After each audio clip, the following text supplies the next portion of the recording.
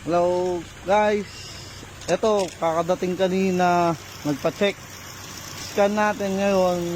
Eto yung naging issue nya, radiator.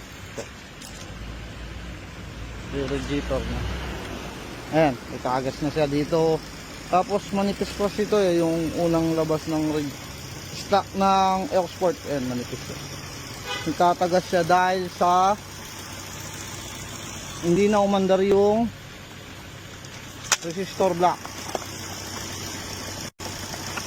Ito yung resistor block nya, sira na rin, luma na yun, kalakalawang na. Ito yung, ayan, bago yung radiator. Ayan, pinakita nyo, bago radiator.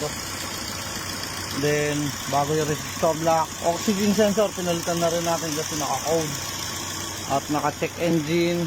Ang problema na lang nila ngayon, siguro sobrang init,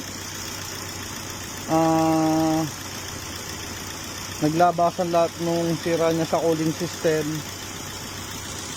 Ngayon ang problema niya is ABS. Next niya project ni sir is ABS dapat. Pag-iipunan muna daw ni sir. Nakalabas yung ABS module niya. Hindi nakawala yung handbrake. And guys, nagpalit siya ng battery 4 months ago.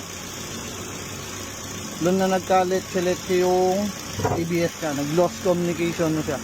Kaya medyo delikado yun kapag lost com. Di baling U3000, wag lang lost communication yung ABS, kasi pwede niya sirain yung transmission kapag lost com.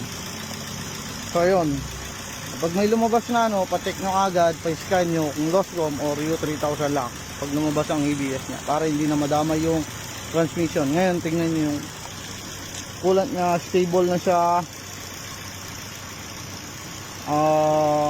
Then ibabiyahin niya to ng Cavite